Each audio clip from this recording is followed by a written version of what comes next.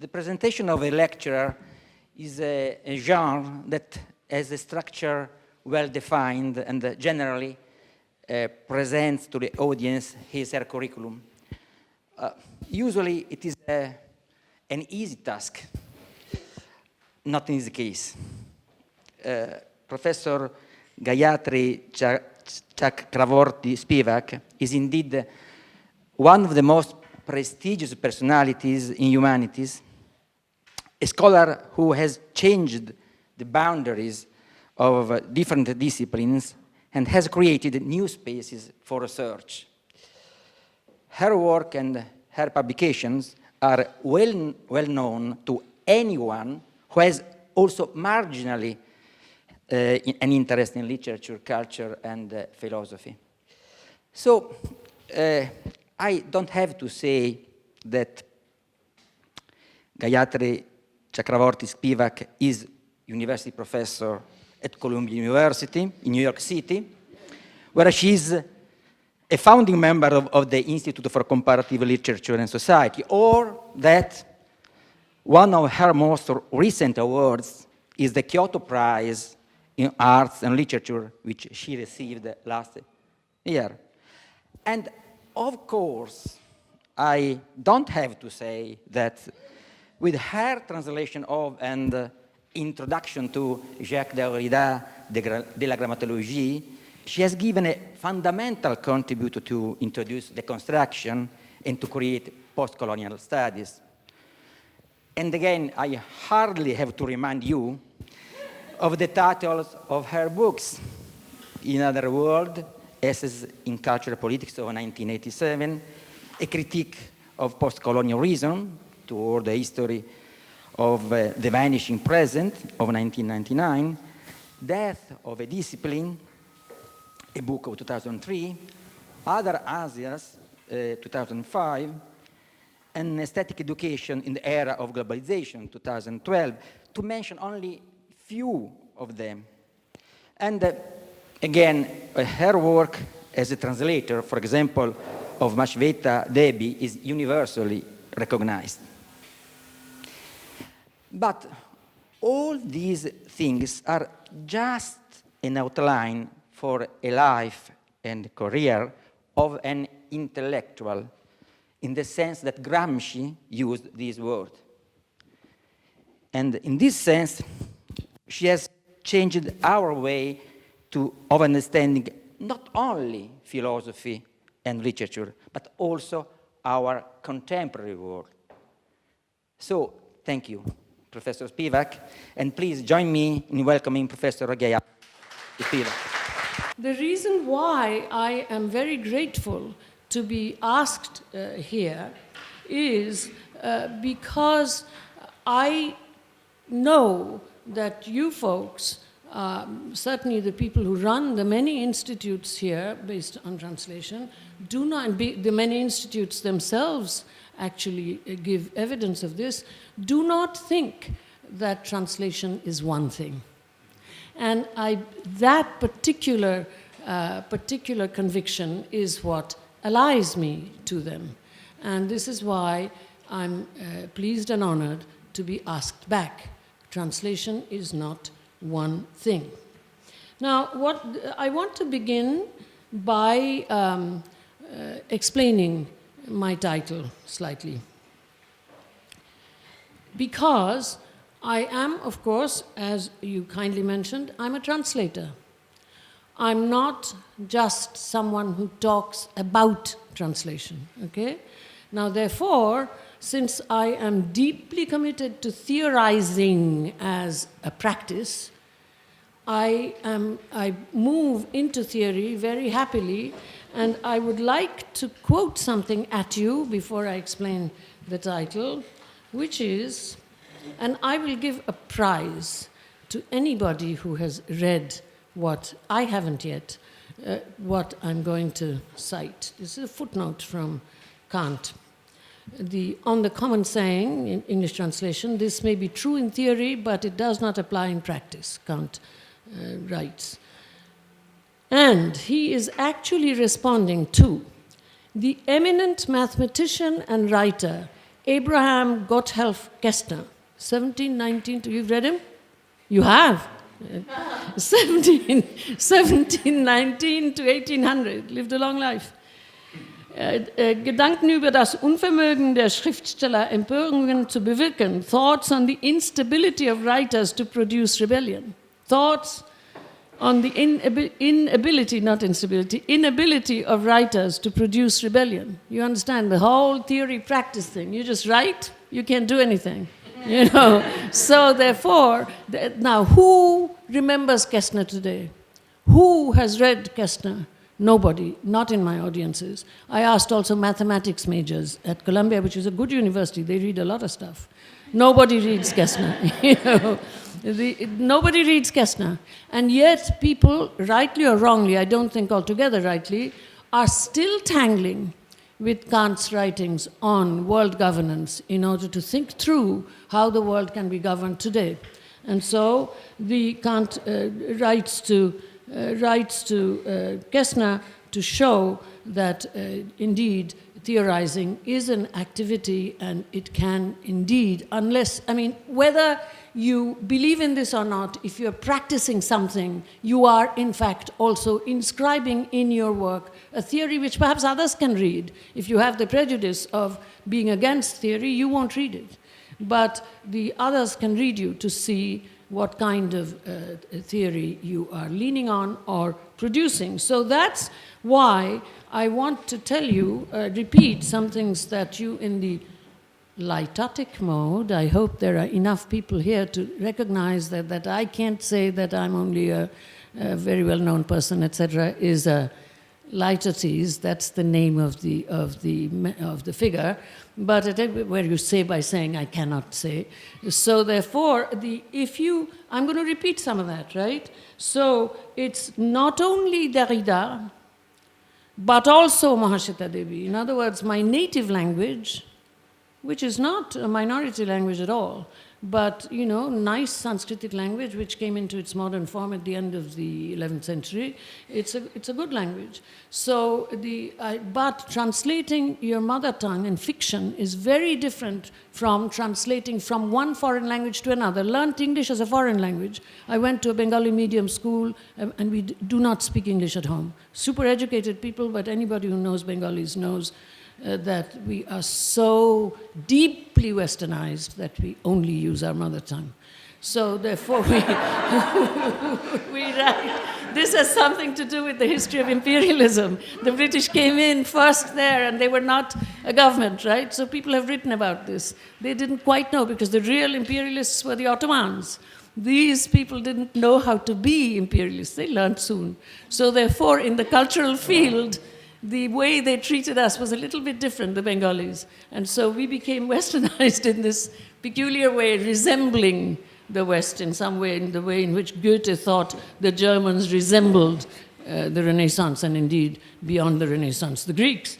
But at any rate, so I learned English then in school, had one English language class in school, and that's how I learned it. So when I translated a text, deeply complicated philosophical text from a man whose name I didn't know. I didn't know who Derrida was when I started translating.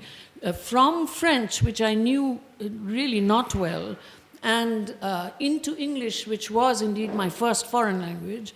This was a very different experience from translating a person from my mother tongue into English, confronting the opposition of people in India, saying she lives in the United States, how can she understand what Mahasweta writes? Those of you who do not live in the country of the language from which you're translating, beware. So this is a very different kind of experience. But I have also translated, and I want to say these things because I want to be able to discuss with you the experience of these different original texts and what is an original, okay? I've translated 18th century Bengali hymns, okay? And it's a book called Song for Kali, and I'm myself not only an atheist, but I was born a polytheist, so therefore for a polytheist to be an atheist is like a useless thing. Atheism is incorporated into this old hetero-practical religion. It's called a Karmakandi Hindu. So being just a polytheist was not enough. You have to not believe in the existence of the soul. That's a much harder one. That's who I am, right? On the other hand, I believe in the imagination. I believe in poetry. So therefore, these extraordinary 18th century hymns, which I heard and sang with my parents before the age of sentience, were in a different place for me as translator. It is not just that translation is not one thing. The relationship between translator and original is not one thing. The audience, therefore, is not one thing. So for me, to be in the presence of these songs, which also by themselves, historically acknowledged, changed the direction of the way in which this goddess Kali, remember, I'm not a believer in anything, the goddess Kali, represented by people like Max Weber as a malevolent deity, and therefore giving a certain kind of support to the remark by Weber that India had only religion and not philosophy. I will perhaps waste your time with a slight digression here, 75 seconds maximum. I went to see, I have subscriptions to all of the wonderful cultural organizations in New York, and I went with my friend Deborah White to see Swan Lake. And it was just a fantastic performance, the New York State Opera. Very, very beautiful. And so we have come out and we are drinking coffee, and in jest I said to Deborah, if I were Weber, I would say the West has no dance, but only exceedingly well-synchronized Hatha Yoga. I mean, there are people in India who do say this, not realizing that this is a remarkable stupidity. You have to be able to make your way through cultural translation in order to be able to recognize beauty in forms not inscribed by your national or cultural origin. So that's a hard one too. So here I was, face to face with this kind of 18th century hymnic tradition, which had shaped me ethically because I had been singing this before reason had come into being, understanding that this was not a malevolent thing. It was a certain different kind of justice which related to a gendered view of a childlike justice, as it were. And this hymnic tradition transformed her into the power of not infantilization, but the innocence, as in Blake, the innocence of the child as a judge, okay, which we need to achieve, but not only achieve, because we also must have the adult idea of what it is to judge. On the other hand, and I'll come back to this, if one goes into the world today and see that democracy very easily incorporates the idea of retaliation, revenge, a wild justice, said Bacon, one will understand that this distinction made, because that is an infantilized way of thinking democracy. And I'm thinking of particular nation states, very powerful nation states. So to an extent, that idea is something, this idea that I'm talking about that's in those hymns, is not something that as translator I could forget. And especially since I was also confronting the translations into French made by the French native wife of a Bengali artist, Nirod Majumdar, who had gone to Paris because there was a better life. And remember, I've lived in the United States for 52 years. So there was this kind of diasporic connection between Nirod Majumdar and myself and his wife. How many of us think, this is one of the things about area studies, that by marrying, there's a gendered argument, that by marrying a woman from the place that we study, we have somehow become an honorary member of that place. I quote Tim Brennan. I think this is an absolutely useless argument. It's an absolutely sexist argument that this kind of marriage somehow makes you an honorary. Tim Brennan's married to a Bengali diasporic woman, and he has written a self-description that he's an honorary Bengali. It's a shame. He doesn't even know the language well. So to an extent, that's where Nirod Majumdar was. And the wives generally do learn the language, the husbands not so often. If it happens that the husband is the one from the less powerful place, she did learn the language and she did make a translation. But these translations, of course, could not get into the lingual memory of Bengali in spite of her goodwill. So why am I giving this whole range before I get to my topic? Because if we really believe that translation is not just one thing. I believe, you said I was an intellectual, and whether I'm good or bad, I can't say. But I think I can say that I'm the real thing. In other words, I'm critical. The intellectual's role is to be critical, not destructively so, but constructively so. And that's what I'm doing right now. You need to think about your subject position, not your personal relationship, as translator, vis-a-vis the original, and the subject position of the original in the history, not only of what you think of as your tradition, which doesn't exist, and but also of whatever history of the world you can assume with what you bring to the table. This particular task, once you begin to translate, you can't think about anything. It's like dropping a baby into the water, sink or swim. But if you can think at the end of the day, then what happens is the kind of training that athletes use when they're playing. Okay, now I will say what Carnegie Hall says and Brooklyn Academy of Music says before the show begins. Please turn off your cell phones. Thank you. So to go back, this particular situation of learning through theorizing is like the way athletes learn to produce muscle reflex on the field, and they don't think about, oh yes, I should follow through by putting my elbow out like this. No. It's the muscle memory speaks to them, and that's why they're good. So the relationship between what you are doing, translating, I mean, I'm an absolutely unthinking translator, but at the end of the day, one must think about these related historical situation of yourself as translator, your tradition as you must imagine, because I mean this total idea of the critique of Eurocentrism is a bad faith idea. Your sense of your tradition and so on and so forth, and the situation of the original. You have to think this one through. That's why I tried to say something, and I have latterly translated Aimé Césaire, Une Saison en Congo, the play about Lumumba.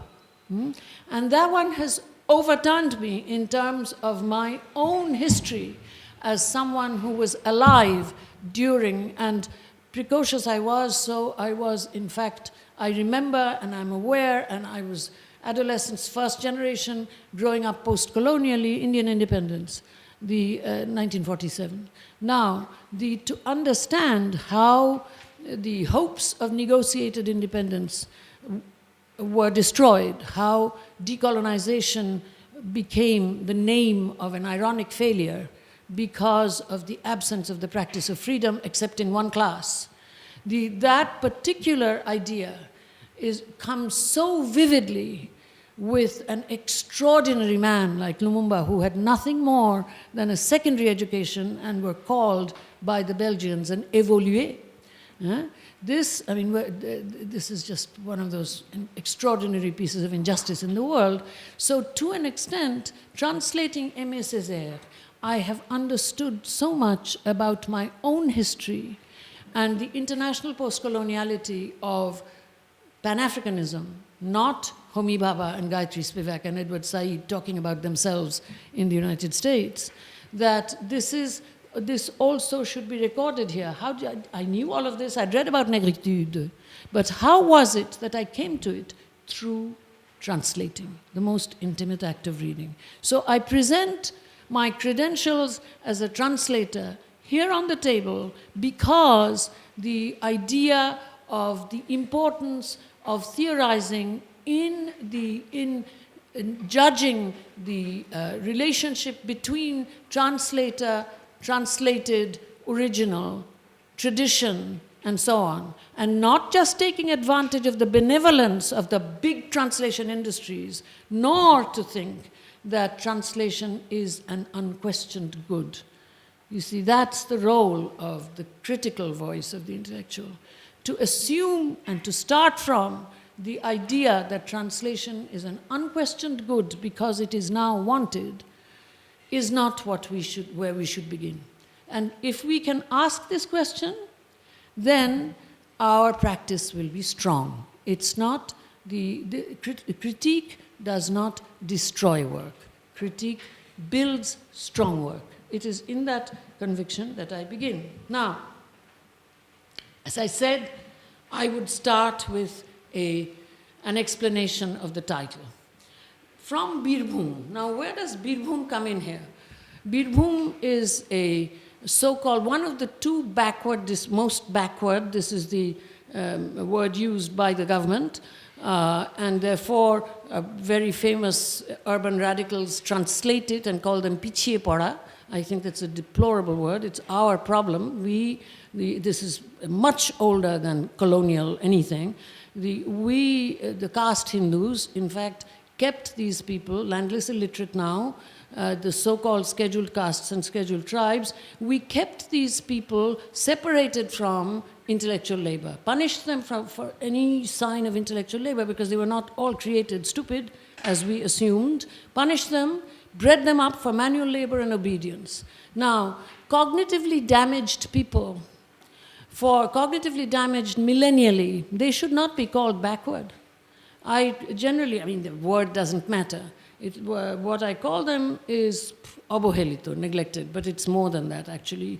They are the objects of a millennial cognitive crime. That's a very different thing. There's translation involved there. So Birbhum is one of these districts in my native West Bengal. Why do I've been training teachers there for 30 years, okay, from Birbhum, I'm saying in my title. Why do I train teachers? My standards there are absolutely the same as my standards at Columbia. Anybody who hearing this thinks that after the talk they'll come and say, oh yes, I know someone who also runs an NGO, stop right now. Because this is not a place where school buildings are built, textbooks are bought, photo ops are undertaken with the children smiling, and then departure, or bringing in a group of people who think that they know exactly what to do. This is not that, okay? In fact, if I cannot train a team to do what I do training teachers, I will stop the work when I am too old to go there, and I'll just leave a trust fund so the schools can continue. I won't continue it, because doing it badly is all over the world. So therefore, this place is, after I tried it in the most backward place called Purulia. Now, why did I was actually booted out of Purulia. Why? Because a very famous writer and the previous landowner there, remember these are rural, and the landowner's skin is much darker than mine, although he too is a caste Hindu and loves Brahmins. But he's told me many, many times that the government of India should not have abolished the landowning system. But at any rate, these two together, unthinkingly, benevolent feudals, there's a great deal of feudality without feudalism all over the world still, wanting to help. So therefore, these two had kept the tribals there in a kind of anthropological enclosure. And when one of the students from one of my schools actually developed, incredibly smart, developed democratic judgment, that is to say, the difference between education and good education, yeah? I mean, on the Human Development Index, we have quantity. How many years of schooling? When it comes to our own children, we go all over the place to find out where there would be best instruction, and we emphasize quality. When we give jobs, you should sit on the admissions committee, as I do at Columbia University, and what kind of talk there is of admitting people from the farm, the best schools, Ivy League, Chicago, Berkeley, and of course 2 Chinese universities, and the terminal MA foreigners who will pay full tuition for our money. So therefore, this kind of thing about quality, quantity, you can see that this exists everywhere. And so when one person, as I said, millennial victims of ours, because he was so smart, young boy in high school, came to me and said, "Auntie, they are not educating me because my schools are only elementary schools. They are preparing me so that I come first in class, and they can have a statistic," speaking in Bengali, "that the first tribal to come first in a general school of Hindus and Muslims. Auntie, I want to go to a school a high school where all the students are tribals." A young boy, first year of high school. And the guy was so afraid of me because the money was mine, right? He couldn't say anything to me. And at that point, there were no cell phones or anything, so I spoke to them on the phone twice a month, once a month, I think. And so a month later, I heard that the day I left, he had closed the schools, 20 years of work undone. Because, why? Because these people know that it's okay to give them support when they're being cannon fodder and they're armed struggle. All of that is fine. What do they know? They won't win in the end. They'll just get mowed down. But if they develop democratic judgment, then the real foundations of the class system are rocked. So therefore, I left that one behind. I came to Birbhum. Now, in Birbhum, there exists an experiment in doing traditional, remember I asked you to examine traditional Indian education by a very rich man, which is now a complete failure, making rich people sit under trees. It is in Birbhum, like Marie Antoinette playing at milkmaids. In other words, an absolute failure in translating tradition into real practice. So, and this is a very great man. So therefore, we should learn from the mistake of these extraordinary writers.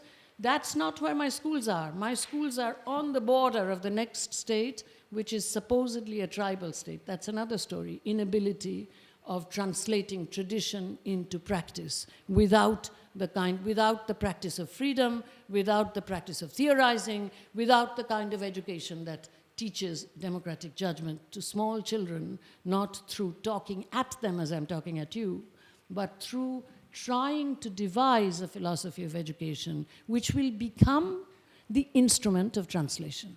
So this is so very important that I brought finally a message from those places to Utrecht. Okay. Now, what was the message and why to Utrecht? I was just invited to keynote the 300th anniversary of the Treaty of Utrecht, the Peace of Utrecht, as it is called, by the University of Utrecht, okay, which is also a very old university. And I had so little time that, in fact, I had to get on the plane wearing my village clothes, which has never happened before. So the day before actually going to Utrecht, I was doing the thing that I do the last day of every visit to these schools. I was training all the teachers together. I normally train also at the individual schools in class and so on, 2 or 3 hours, seminars, this, that. The last day we trained together. And so I said to them, I explained what, they don't know anything about, they don't know how to use books, basically. So I have been saying all of this for 30 years, but saying is not enough. They fall back into the way they've always received education, which is knowing answers to stupid questions. It's not the rote that's a problem, because we also, after all, commit to memory. I certainly did. But the problem is this idea of education and no conviction that a ruling class person, what she's saying is necessarily better. Okay, so I have to find a way to convince them, and in 30 years, although they understand the thing about boro lok matha khataye, choto lok gotor khataye, that is to say, the rich ones, the ruling class, has the right to intellectual labor, and the riffraff, choto lok is a terrible word, the riffraff has only the right, not even to manual, but physical labor. This one they understand, and therefore they have faith in me, but that's it. So, and it's not easy to teach intellectual labor, because that's the moment you teach that, it becomes obedience, isn't it? So it's a hard work, it's a hard job. But il faut imaginer Sisyphe heureux. One must, remember how Eurocentric, Sartre, one must imagine Sisyphus happy. So there I am, happy Sisyphus. But at any rate, I showed them the terrifying map, which is on the back of the geography textbooks, elementary school, and I kind of pointed where Utrecht was. And they're always amused by the fact that Europe is so small. But I say, the amusement is worth nothing. They won. Why? And I told them the story of James Watt and the lid falling up and down. I said, you can do it, but you won't. Why? Because you haven't been taught how to make your head work. Matha katana. See, it's a small child saw the thing moving, and he thought he could, and I explained to them with great literary fervor what a steam engine is like. Many of them have not been on trains, but we don't have steam engines anymore. In my childhood, of course, we did. And all of that water moving, that huge thing, people don't think about that. And it was that little boy, right? So I tell them, hold your amusement. Think of this, intellectual labor. So anyway, so to come back, I said, okay, this is where it is. And they have invited me to give a keynote because they believe that they established a peace between heads of state. Raja, the kings did it.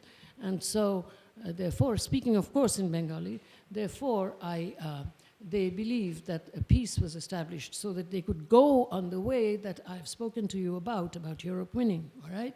Now, I am going to tell them, said I, something that I have learned teaching here with you in that so-called backward district. And I said this. I said, in Bengali, I said, that the actual vision of social justice nests,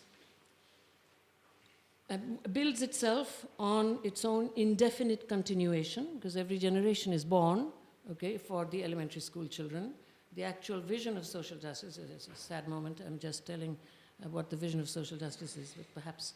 Anyway, the actual vision of social justice, I said in Utrecht, nests in all children's and therefore all people's capacity to use the right to intellectual and imaginative labor. Not just in ease and speed of learning. Okay? Use the right, and this is true also up top. You should read, and I'm going to talk about it later, the stuff that that guy, Keeler, who was talking about drones, which is, you know what drones are, killer drones, op-ed page of New York Times, not an esoteric source. You know, it's like the limit of digital activism, those drones. So as he was saying there, you have to, in fact, earn the right to be able to control the digital. So ease of translation or learning or whatever is the digital as dangerous. It can, in fact, undo all of the things that I've been talking about. And we are not Luddites. We are actually training in the use of the digital. So we are exactly not technophobes. So to an extent, this is what I said to them in Bengali. And then I read this sentence that I just read to you to them in English. Now, these people are not, I'm talking about translation, I'm not just chit-chatting here. These people, these are the foundations of what we assume because we are who we are, very well tertiary educated people from whatever country we are coming from. And I encounter them as well. But these people who, remember, I came through the same education system, same high school exam, Paschim Bongo Shiksha Porishad, same board of education. I took the high school exam that these characters take, okay? It's a completely class apartheid situation. And my BA is from the University of Calcutta. I came as a third-year graduate student because I was told I would not get a first class in my MA because I was so critical of the university. And so and I didn't go to Britain because I did not want to take a second BA, which they still ask. I mean, it's a huge cultural contempt. And so therefore, I went before Lyndon Johnson lifted the quota to the United States for this reason, so that my entire formation is in fact Indian. So to an extent, education and formation in the French sense, formation. So to that extent, I'm sharing with you the kind of presuppositions out of which honorable translation practice arises. So I said this thing, I said this sentence in Bengali. This is what I have learned from you, I said. And this I have said to them many times so that they understood this language. They understood this language, okay, in Bengali. Then I said, which I never do, never, this is the first time, I am going to read to you this sentence in English, okay? Now, they do not know any English at all.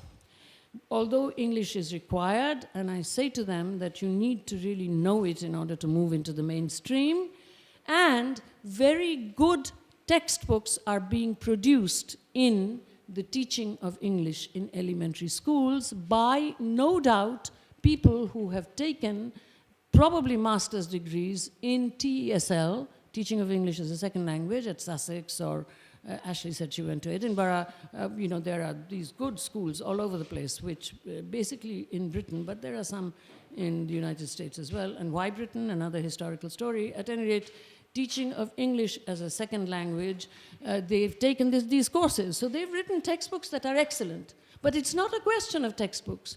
These people down below there do not know how to use books. So they're still teaching English from these textbooks, translating every sentence into Bengali, whereas these textbooks are written in such a way that there's nothing said in Bengali, and you learn how to speak English. They're translating. Lesson 1, Prothom Path. First day at school, Ishkule, Bidyalaye, Prothom Din, etc. What are the kids learning? Nothing. So in my training sessions, I make them teach from this textbook. Since we are training everything, not just translation, it's not really possible to cover it well, but we'll see what happens. So they don't know English, basically. I did not translate it, because what translate? The original was in Bengali. So so they knew it already. So I said, look, I'm reading slow. You don't know, maybe you will recognize one word here, social, social, you might, who knows.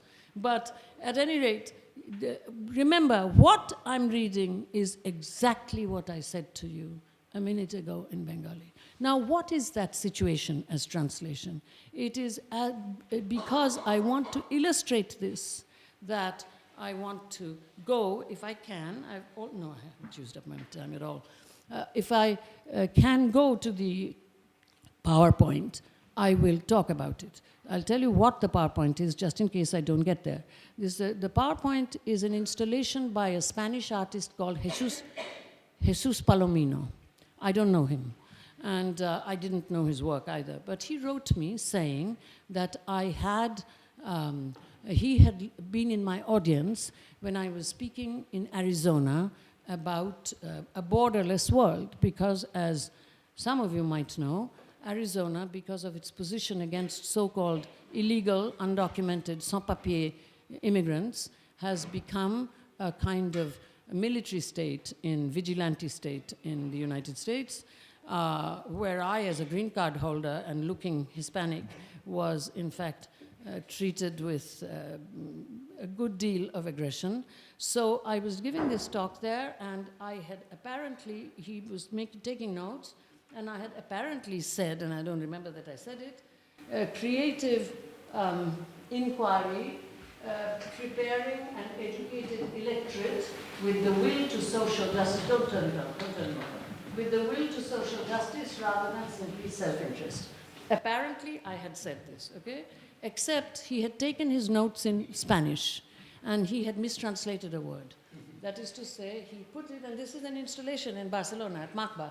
So, but there it is. I'm immortalized with wrong English. And remember, English is not my first language. And what is it to be wrong? You know, Venuti has a theory about this where the American is, where the translator is completely aggrandized. The translator's mistakes are what produce. That is, I don't think that is at all correct.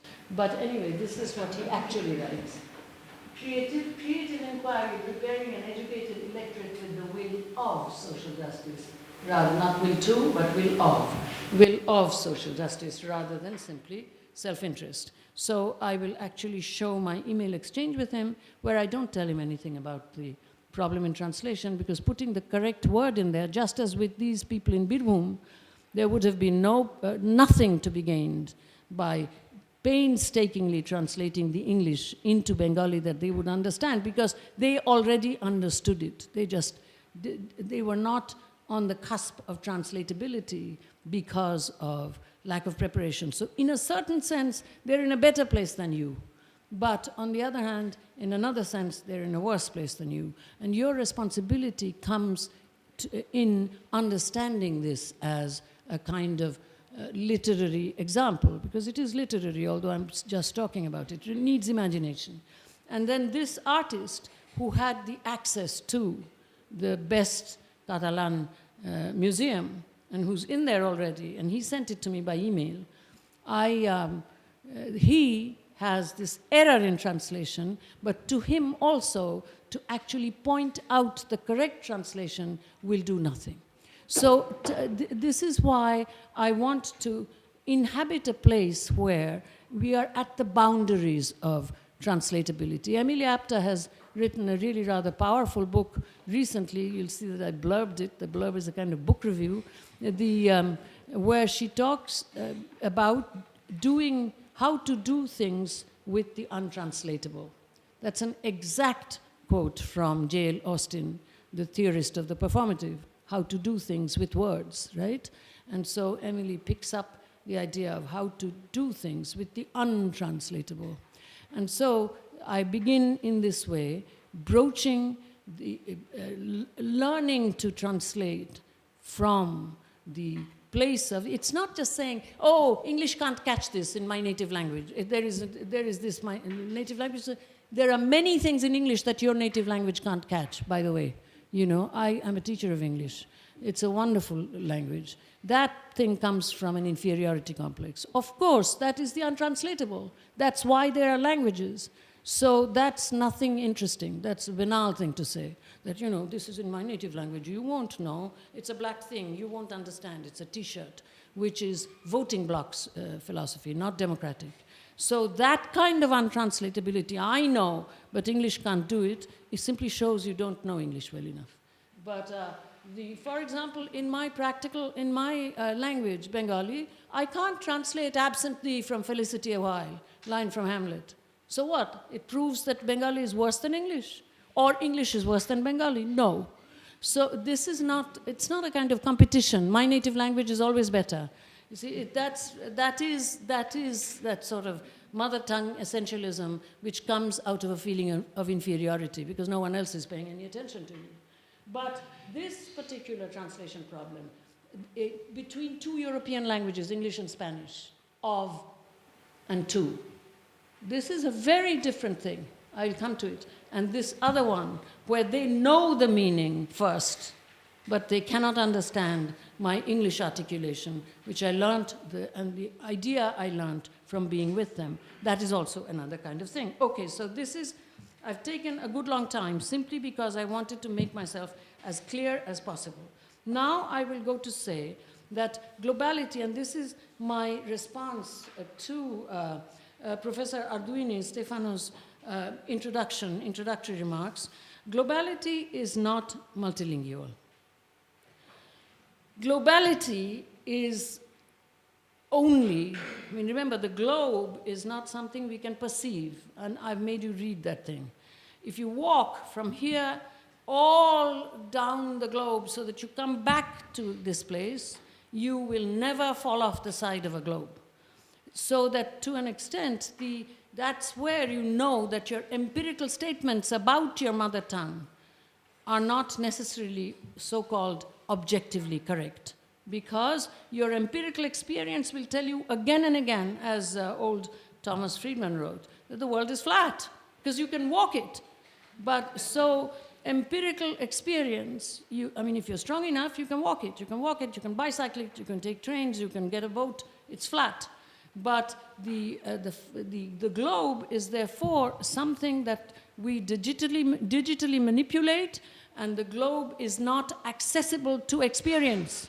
The only two things that globalize, as I have said in my aesthetic education, are capital and data. Everything else, especially the language wealth of the world, is not global. To globalize there would mean either to know the global languages, generally speaking, the old European imperial languages and Chinese in great competition right now, but it would be to translate from your native tongue into one of these languages, and that does not necessarily mean Chinese anymore. So therefore, the global picture of language is that we are on an island of languages in an ocean of traces. I have said this as well, okay? And I'm not going to bore you with an explanation of the concept of the trace, which is a very precise explanation, because that would be somewhat beside the point. I'll be happy to talk about it. Anyway, so the globe is not multilingual. And what I would like to say is that this, what you said, Stefano, that one can take the premise of the conference, lay in the assertion that it was possible to take the 2,000 years old worldwide experience in translation and cultural mediation, which is the translation of the New Testament, that itself, I don't think, is always correct cultural mediation if one looks at the history from the other side. Now, I would like to say, if you have looked at what I said in New York, that I am deeply grateful to the translation of the Bible into Bengali. I cited a situation where mother and daughter spoke, and mother corrected me and said, no, this is the 23rd Psalm. Sada Prabhu amar palok, amar abhav hoibe na. This is the first line. The Lord is my shepherd, I shall not want. And she gave this back to me. So it's not, and as I was saying to someone else, my mother is recently dead, it's hard for me to talk about her. Anyway, and as I was saying to someone,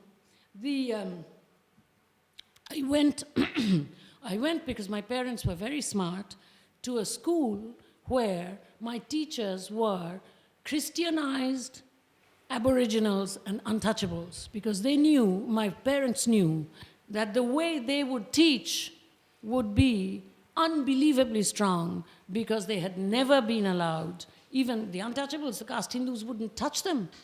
The Aboriginals, the caste Hindus wouldn't drink water from their hands, and they became our teachers, right? So therefore, I'm not speaking some nonsense about Christianity should not be acknowledged as a liberating force in many parts of the world. But, and with this I will end today, and I will go on to Palomino and everything tomorrow, and perhaps also into gender. But we have been, so I can have another 5 minutes, no? I mean, that's okay, because it'll take me 5 minutes to tell the story. We have been, because I'm on 45 minutes now. I was lecturing at the University of Nairobi, which is, of course, an extraordinary university. Anybody who knows anything about Ngugi wa Thiong'o, Okot Bitek, etc., knows how extraordinary that university is. Anyway, I was lecturing there. Then, as it happens, and Ngugi, who's my personal friend, says this all the time, Indian cuisine has been translated into Kenya in such a way that he says, the best restaurants. I mean, he lives in California. He always takes you to this really rather terrible, everybody knows, no one tells Ngugi, terrible Indian restaurant, Chakra. Chakra, whenever you go there, you have to eat with Ngugi at this dreadful Chakra, but whatever.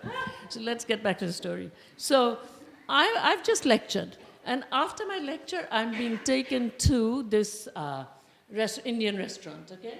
And at my right hand is Henry Chakava, one of the most extraordinary radical publishers in Kenya, and publishers in English, okay? PhD, Dr. Henry Chakava, in English, PhD in English. So they're talking, and he turns to me and he says, you know, Gayatri, I'm speaking to these two colleagues, also with PhDs, not in Kiswahili, you know, one of the big systematized African languages, not in Gikuyu, the one that has been celebrated by Ngugi's tribe, but I'm speaking in my mother tongue, which was not systematized by the missionaries, not grammatized by the missionaries. This one, that's where cultural mediation stops. This one, because, and they hold it as a kind of treasure, because it was not systematized, and then within brackets, thank God, which he didn't say, I can understand about 30% of what she's saying. And she can understand about 40%, but so what?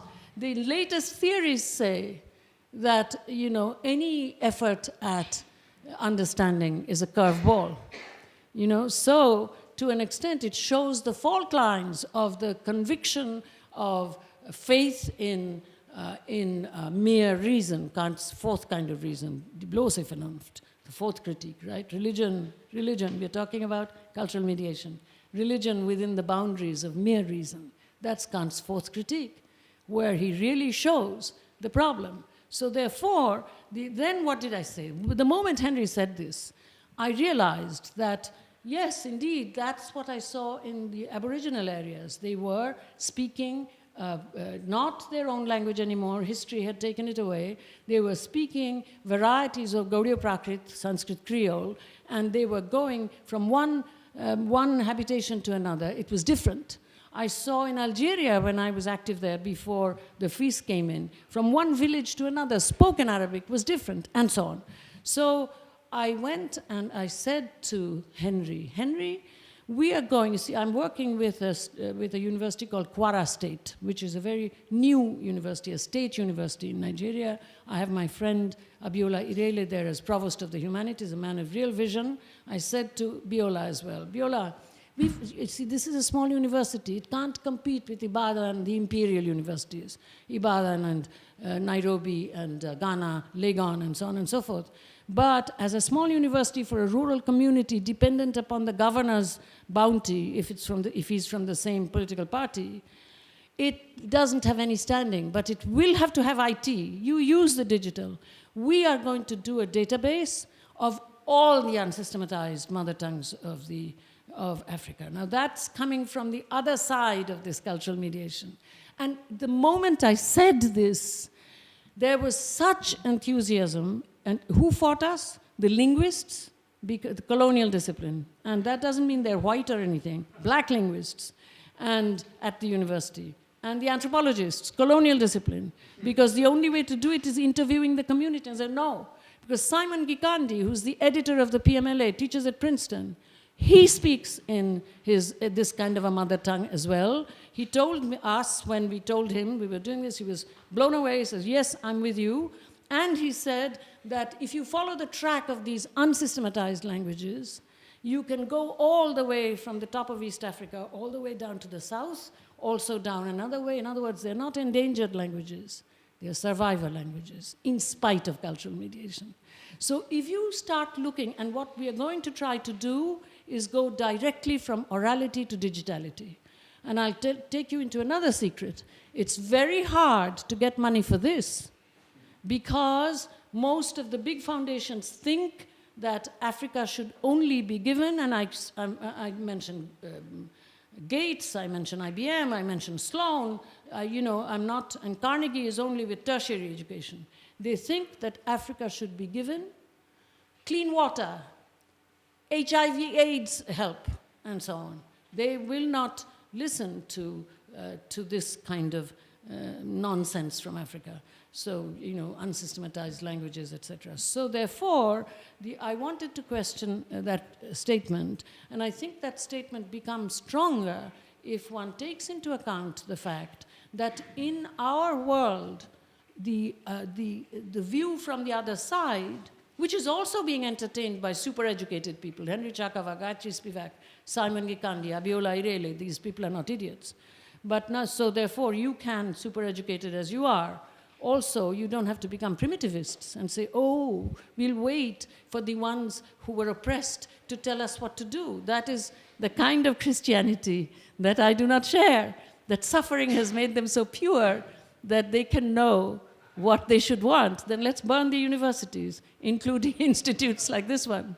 If you can actually know what you should want without ever having had the benefit of any kind of education, what are we doing here? And then we remember our grandfather, that it should not be said that people who only write cannot make a rebellion, and the German says a revolution. Okay, so at any rate, but Kant says something else, that whether your theory can make a revolution or not does not prove the goodness of the theory. You must be ready to say socialism had an ethics-shaped hole, and therefore this wave failed into totalitarianism. Then comes the next step, how to translate a 19th century blueprint into something that acknowledges that translation cannot be global, that the globe is not multilingual.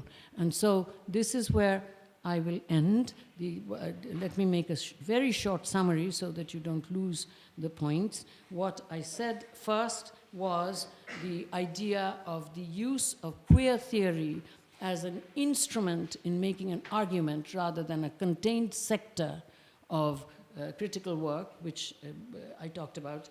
And then I suggested that translation was not just one thing, because one had to look at, since to be an intellectual is to be critical, to look at the subject position, Foucault assigned, subject position of the translator, the translated, the argument for tradition, all of which since 1994, can't talk about that now, has become very much a thing to be preserved. We are not into the world monuments funds by translating. So I said that's the end of the work for us.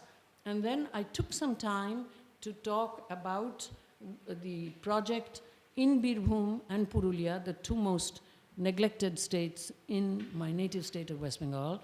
And I have to, one thing I neglected to mention was I have to teach there not because I'm interested in giving back. What would I give back? There's bigger cultural difference between them and me than there is between you and me.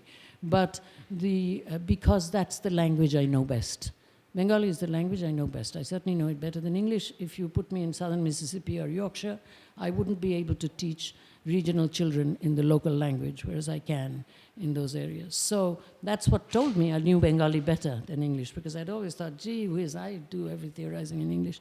But at any rate, so I talked a little bit about Birbhum and Utrecht, and I talked about two problems in translation. One, where the Catalan artist has missed one word, and the other where the ones who gave me the original do not, quote, know English, unquote, and how to treat these as the limits of translatability.